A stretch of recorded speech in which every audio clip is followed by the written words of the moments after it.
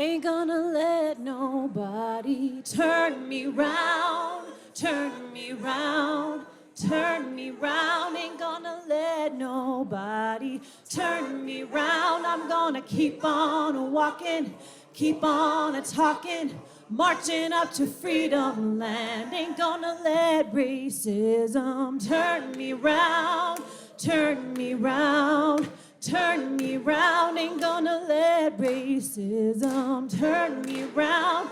Keep on walking, gonna keep on talking, marching up to freedom land. Ain't gonna let no hatred turn me round, turn me round, turn me round. Ain't gonna let no hatred turn me round. I'm gonna keep on walking, keep on talking, marching up to freedom land. Good morning, everyone. My name is Dale Young, and my pronouns are she, her. Today I'm reading a book called The Other Side, and this is written by Jacqueline Woodson, and the illustrations are E.B. Lewis. That summer, the fence that stretched through our town seemed bigger. We lived in a yellow house on one side of it. White people lived on the other. And Mama said, "Don't climb over that fence when you play." She said it wasn't safe. That summer, there was a girl who wore a pink sweater. Each morning, she climbed on the fence and stared over at our side. Sometimes I stared back. She never sat on that fence with anybody. That girl didn't.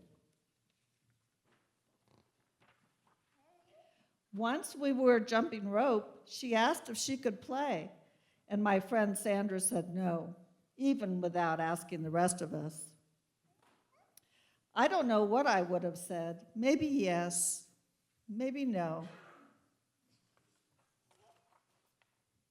That summer, everyone and everything on the other side of that fence seemed far away. When I asked my mama why, she said,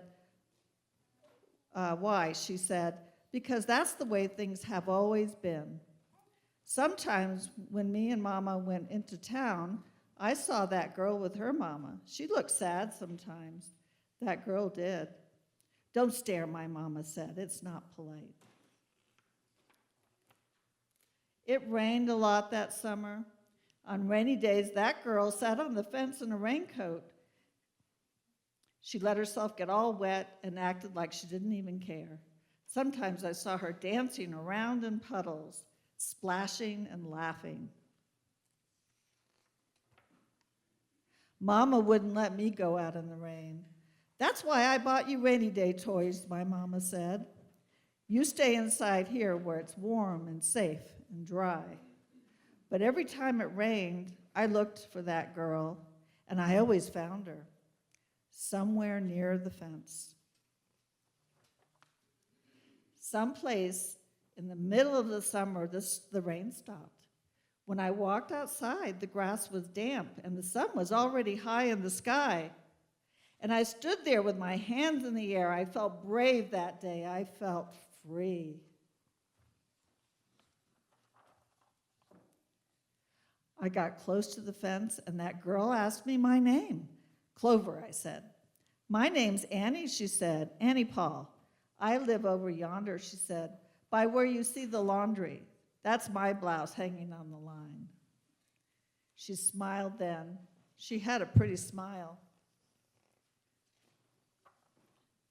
And then I smiled. And we stood there looking at each other, smiling. "It's nice up on this fence," Annie said. "You could see all over." I ran my hand along the fence. I reached up and touched the top of it. "A fence like this was made for sitting on," Annie said. She looked at me sideways. "My mama says I shouldn't go on the other side," I said. "My mama says the same thing, but she never said nothing about sitting on it." "Neither did mine," I said. That summer, me and Annie sat together on that fence, and when Sandra and them looked at me funny, I just made believe I didn't care.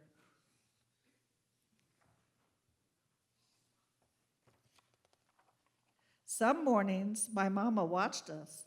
I waited for her to tell me to get down from that fence before I break my neck or something, but she never did. I see you made a new friend, she said one morning, and I nodded, and Mama smiled. That summer, me and Annie sat on the fence and watched the whole wide world around us. One day, Sandra and them were jumping rope near the fence, and we asked if we could play. I don't care, Sandra said. And when we jumped, Sandra and me were partners the way we used to be. When we were too tired to jump anymore, we sat on the fence, all of us, in a long line. Someday, somebody's going to come along and knock this old fence down, Annie said. And I nodded, yeah. I said, someday. So we're going to sing the younger kids out, and I think the youth are going to stay.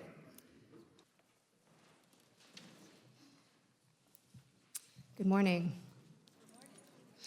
I'm Yvonne Wu, she, her pronouns. On behalf of the Dismantling Racism team, thank you for being here today. It's great to see a strong crowd. I'm Taiwanese American, and sure, I've experienced racism. But as a light-skinned East Asian and naturalized US citizen, I also have an adjacency to whiteness that grants me privileges of safety and status. Through this lens, I share some thoughts today. Racism works at many levels, seen and unseen. There are the overt forms, right? The political move to link Latin American immigrants and refugees with criminality is racist. But it also works in more subtle ways. Let's take racial color blindness, the often well-intentioned notion that goes like this: I don't see race, I treat all people the same. Yes, it's great to give all people respect, for sure. But most often, the person practicing color blindness has privileges that blind them to the conditions and injustices that others live with. Recognizing racial difference is essential in order for us all to build a world that is truly made for everyone. In a malicious twist, the executive orders of last week promote racism under the argument of color blindness. In response, here are some wise words from an elementary schooler I talked to when I explained, they're trying to make it illegal to give special attention to any one group of people. And the kid said, that's not fair. That just gives special attention to one group of people, the white people. Yes, it does. In fact, it's even narrower a group than that, the white, cis, straight, able-bodied, etc. To fully see racism, we also need to fully see our privileges. And this can be hard for those of us who live in comfort. In the story you just heard, The Other Side, the Black girl, Clover, watches with envy and curiosity as the white girl, Annie, frolics in the rain. But Clover's mother prohibits her from doing the same, saying it's not safe. But I don't think she's just worried about her child catching a cold. There's something else going on. In a striking, more outrageous parallel, Damon Young, a Black writer and humorist, describes something he once witnessed outside his window. After a nasty snowstorm, 2 college boys ski through a parking lot wearing only jock straps and ski masks. Young, who is Black, calls this one of the whitest things he's ever seen. So why is this so white? So he says, this is white, he explains, because they were, quote, skiing through the slush with no cares and no worries, except the desire to fabricate danger to feel more alive. End quote. So they were not only white, they were also safe, he says. They were also fine. As far as we know from this story, no one called the police, no one felt threatened by them, no one arrested them. From these two stories combined, The Other Side, and this Damon Young article, I gained breathtaking insight. Flaunting silliness in public or frolicking in the rain with reckless abandon while remaining safe and fine is a white privilege. The privilege of liberated play, the privilege of what Young calls consequencelessness. This explained to me so many occasions when I had felt alienated from white peers. Yet, on the other side, what are times when I might behave with frivolousness or status in ways that alienate those less privileged than I? If skin color can grant a person fun, what else can skin color afford? And what else can it prohibit? What else do we not yet see about the ways we walk through the world? And what consequences do we not notice that are spared or dealt? On the institutional or systemic levels, what policies do we not yet recognize that are consequenceless to some, yet completely oppressive, prohibitive, limiting, or even violent to others? Please vote to adopt the UU 8th principle. Racism is pervasive in this world, and it requires many lifetimes of work to see it fully, understand it, and correct it. It will take all of us. Thank you.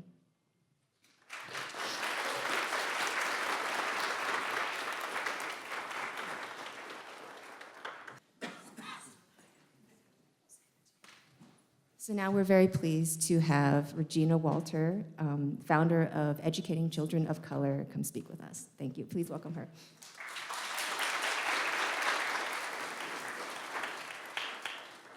Good morning. I'm Regina Walter. I have been a judicial officer since 1987. And I've worn a dress twice in about, I don't know how many years, and both of them were this week because my mom died and there was a funeral, and I'm here. And all I ever wear is ECOC t-shirts, black leggings, and a robe. So, one dress, all purpose.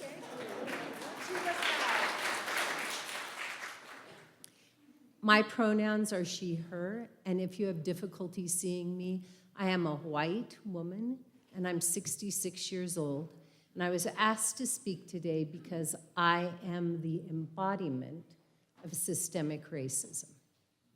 So I became a juvenile magistrate in 1987, and I was the youngest judicial officer ever.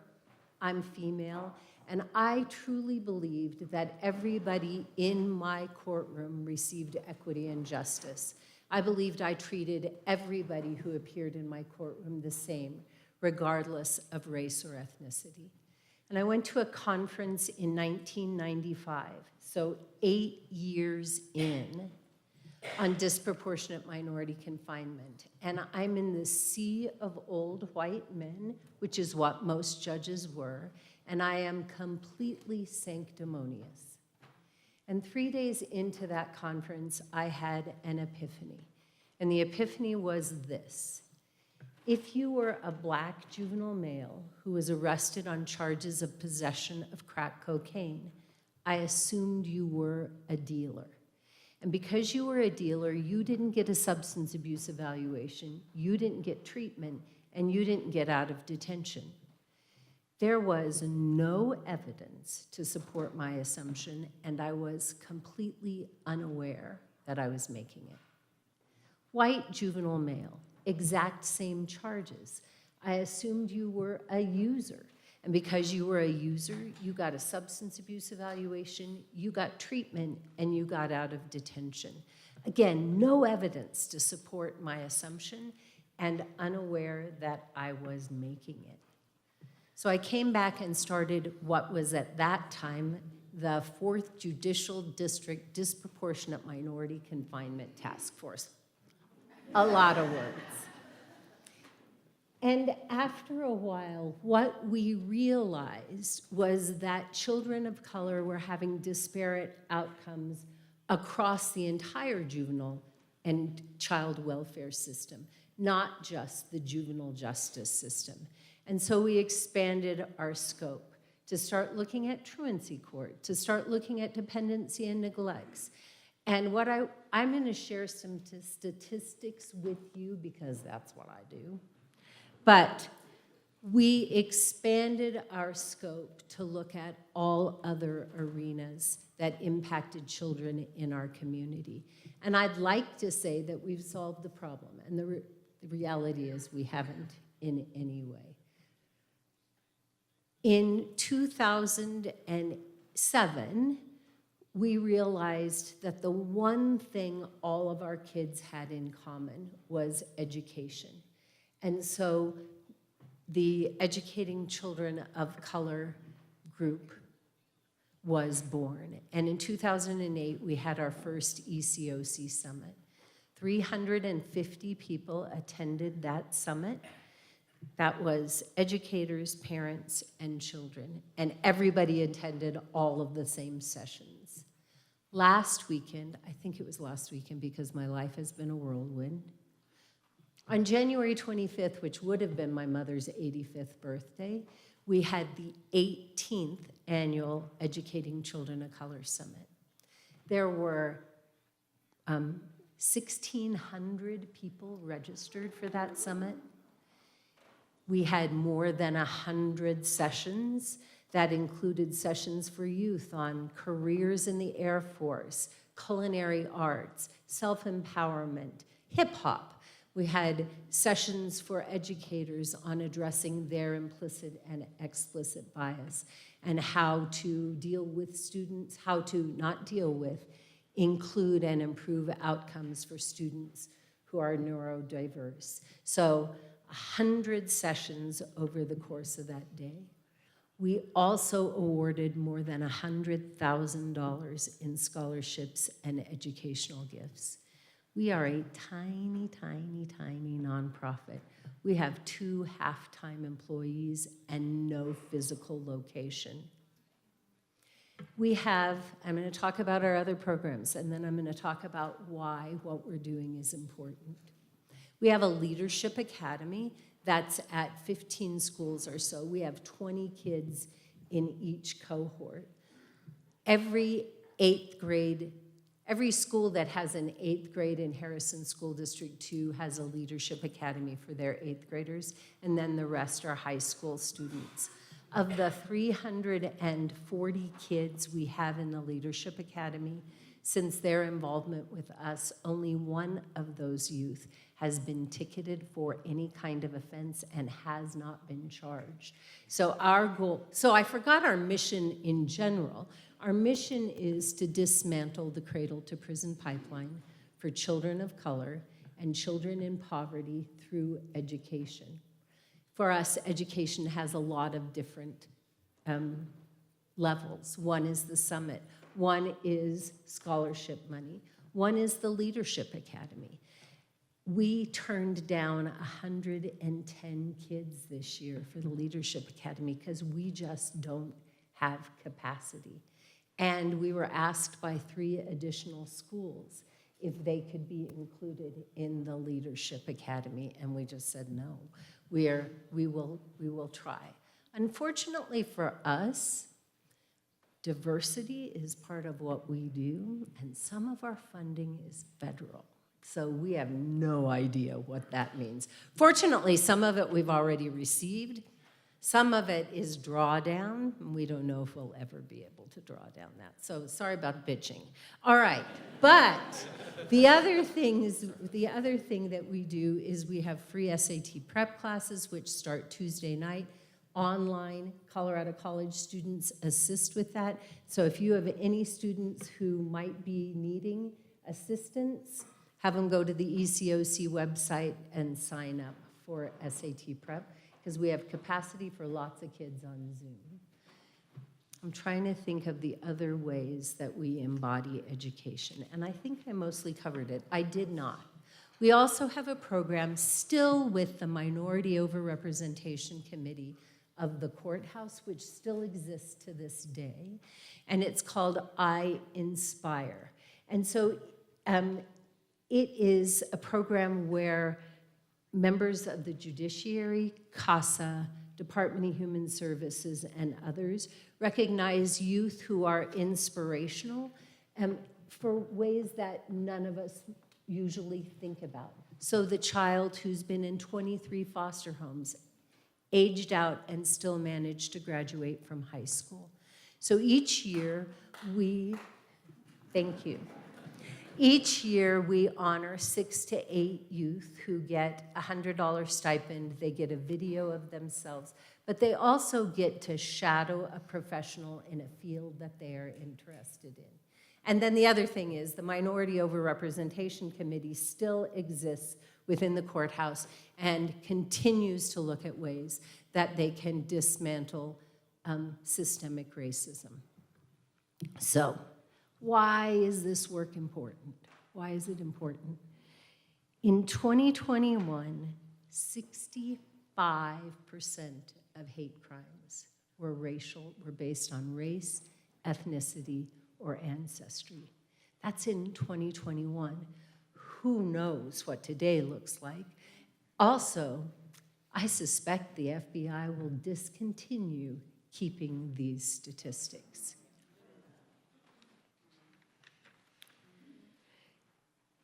In terms of what we look like as a nation, and then I'll talk specifically about Colorado.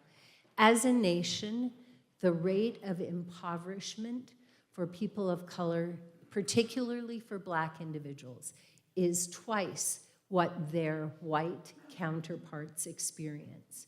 And that is, in Colorado, if you look at our children, Black children and Hispanic children experience impoverishment at a rate that's 3 times higher than their white counterparts.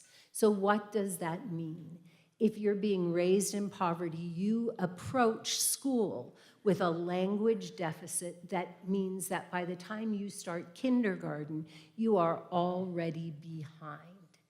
And so educational outcomes for children of color are also disparate in comparison to their white counterparts and their Asian counterparts. And I just want you to know what we look like as a state in terms of our demographic breakdown, in terms of our children. And I'm just then going to just share a few more really disgusting statistics, and then I'm going to be a little more hopeful. So as a state, 48% of our school-aged children are children of color. Less than 1% are Native American. 3% are Asian. Less than 5% are Black. 35% are Latino. 51.2% are white. And 5% are bi or multiracial. And our graduation rates are disparate. And the rate of graduation for white students is 87%, and for our African American and Black students, it's 77%, and our Latino students, it's 75%. So that channels back into that cycle of poverty. So to the extent that we are not lifting up children who enter school who are impoverished, we are perpetuating that cycle of poverty and that cycle of negative educational outcomes. So what else do we know about our children of color? They are more likely to experience school discipline. than their white counterparts. Black girls experience school discipline at a rate that's 6 times higher than their white counterparts for behavior that is exactly the same. I want to talk about Colorado Springs for just a minute. In 2017, these are old statistics, but for a reason. In 2017, the rate of expulsions for Black boys was 4 times their rate of their population in the school districts. Their rate of expulsion was 4 times higher than their representation in our school districts. And the 5 biggest suspenders were in the state were Harrison School District 2, Colorado Springs School District 11, and coming in at number 5 was Whitefield. So the law changed the next year so that you couldn't suspend kindergarten through 2nd grades. But those children are still in classrooms. They are 7th, 8th, and 9th graders now. What do you think their outcomes are if the attitudes that resulted in excessive discipline those first 3 years aren't addressed? What do you think happens to them in the classroom when we haven't done anything to rectify the implicit bias that contributed to their disproportionate numbers? So hopefully some of those kids are in our leadership academy. In all probability, some of those kids are already dropping out of school.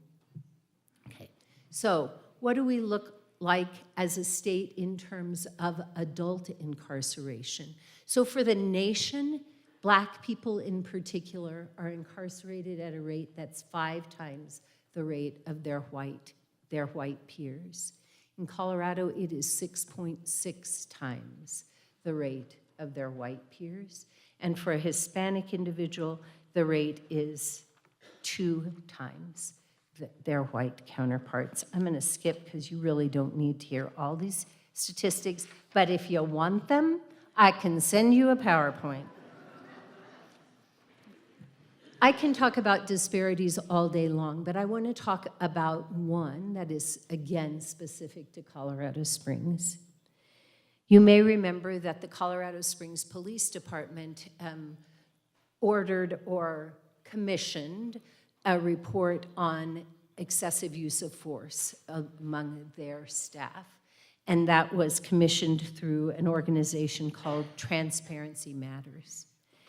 And what Transparency Matters reported and released in April of 2021 was that Black individuals had force used against them at a ratio that was 4.7 times higher, 7.5 times higher than the white use of force in our community. And as a result of that entirety of that report, the police department determined that they had neither a problem with excessive use of force or racism. So I'm gonna just share two categories of statistics with you. The most significant thing that can happen to an individual in this country in the justice system is the death penalty. And even though Black individuals represent 13.9, at most 14% of our population, they represent 41% of the individuals who are on death row. So you might say to yourself, well, if 6.6, if people of color are incarcerated at a rate in Colorado that's 6.6 higher than their white counterparts, and they have a higher rate of death penalty, maybe it's because they're out there committing more crimes. But what I want to talk to you about is exonerations. So in 1989, courts started recognizing the validity of DNA evidence. And unfortunately, there doesn't exist DNA evidence in every case, but in the more than 4,000 cases that have resulted in exoneration based on DNA evidence alone, 52% of the people who were exonerated were Black. 63% were people of color. And in the cases where there have been wholesale exonerations based on district attorney malfeasance or police malfeasance, and those numbers are about 3,000 individuals, 90% of those individuals are individuals of color. So systemic racism perpetuates our judicial and justice system, and we have an obligation to recognize that and address it. I want to refer to two quotes that say essentially the same thing. And one is from the Reverend Dr. Martin Luther King Jr. We will have to repent in this generation, not merely for the hateful words and actions, for the bad people, but for the appalling silence of good people. And Albert Einstein echoes that sentiment. The world is not a dangerous place to live. The world is a dangerous place to live, not because of the people who are evil, but because of the people who don't do anything about it. I don't know if you know that the NAACP was created by a white woman and a Black man, Mary White Ovington and Dr. W.E.B. Du Bois. I don't know if you've thought about what the Underground Railroad was.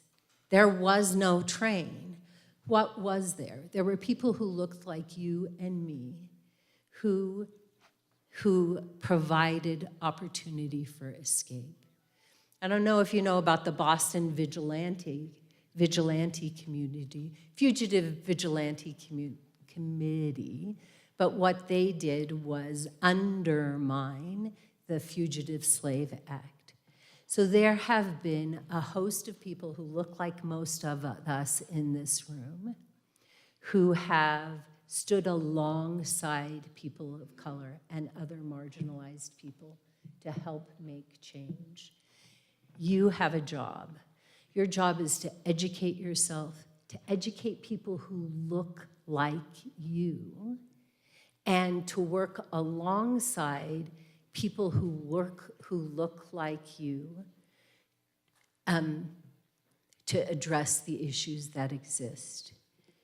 And to the extent that you are asked to help people of color, by people of color, that you assist them in the manner in which they want to be assisted, and that they describe to you that they want to be assisted.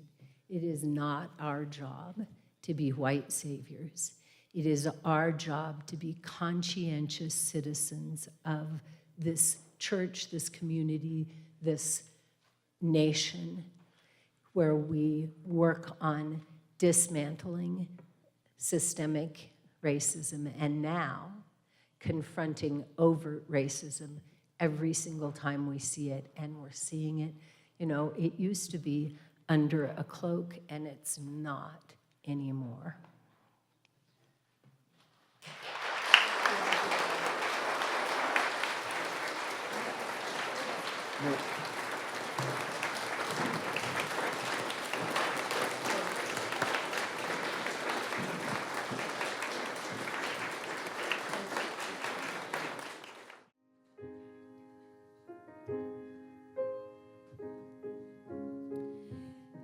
The problems that challenge our world seem completely overwhelming. And it may feel like there's no place for you to start. But I want you to remember this Afghani proverb that a river is made one raindrop at a time. So please contribute your raindrop to solving racism, to solving environmental justice, to solving all of the issues that confront us as a people. And thank you for being committed to addressing racism. Search my heart.